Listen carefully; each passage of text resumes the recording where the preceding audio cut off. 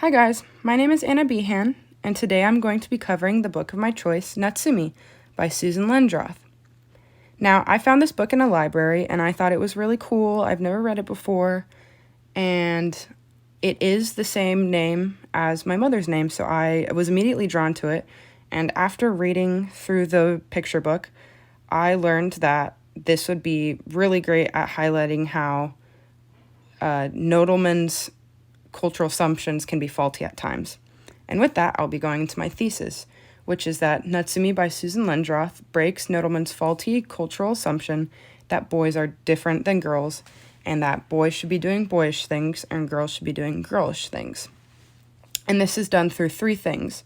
NATSUMI by Susan Lendroth depicts a young Japanese girl who is quote-unquote wild, and she doesn't fit into cultural values and norms in her society, and she also plays the taiko at the very end. So, Nodelman's assumptions. Here's the quote. Although all children are childlike, boys are different from girls. Children are inherently gendered, boys are boyish and girls girlish from birth. A child's gender determines his or her activities, interests, and tastes. So, NATSUMI breaks a lot of this down and shows that it is okay to break this norm. And just before going into the rest of the presentation, I wanted to give just a quick summary and also a background of Japanese culture. So, NATSUMI is a wild girl who struggles to fit in, and with the help of her grandfather at the end, she discovers that she's really good at playing the taiko drums. And in terms of background about Japanese culture, children are raised with the faulty adult concept that they need to be corrected a lot of the times, and girls are to be more docile and ladylike. And one of the most key important factors for this book is that the taiko drums was traditionally a male-dominant instrument, especially since it involved a lot of use of muscle, since it was a very dramatic movement.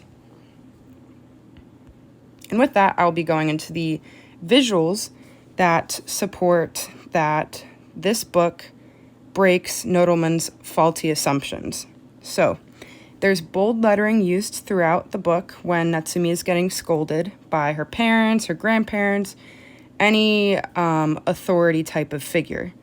So she's told, "Not so hard, NATSUMI," when she's practicing her ninja moves, which is traditionally seen as kind of a boyish activity, and she's kind of getting scolded for roughhousing, and it's implied that she's also being scolded for being kind of boyish in traits and being very loud and obnoxious.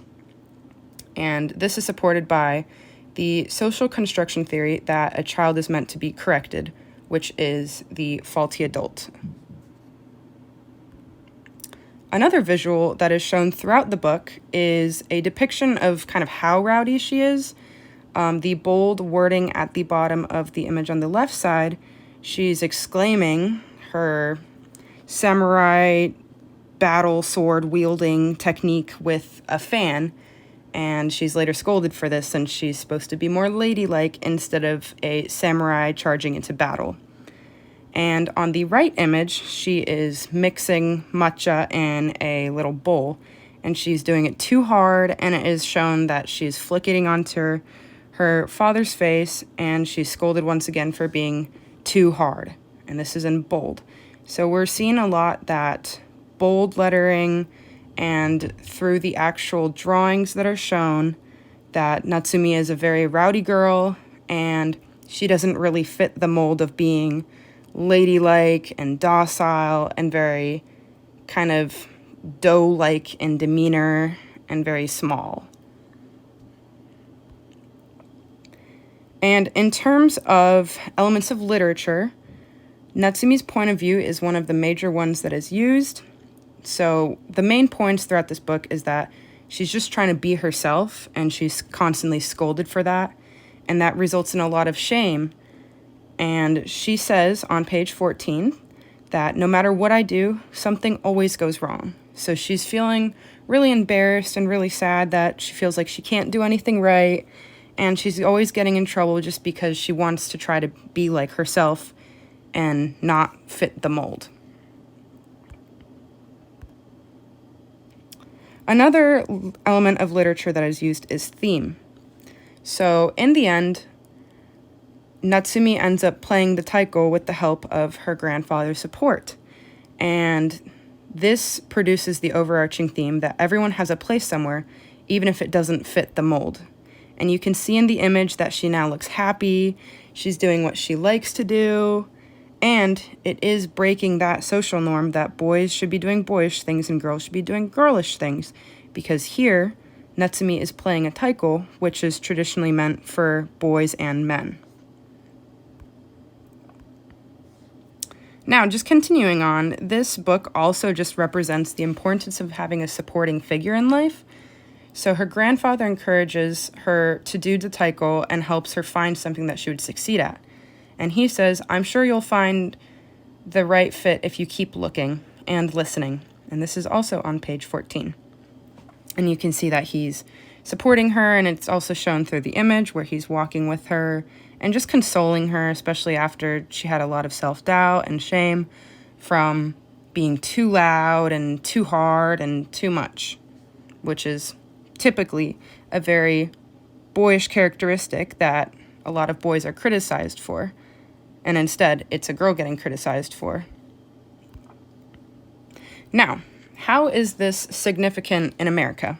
Well, America is a melting pot, so this could relate to a lot of multicultural families who carry values of both American culture and their own like homeland countries' cultures or whatever it may be, whether if they have a lot of influence from people around them that they grew up in, especially for people in very large cultural hubs.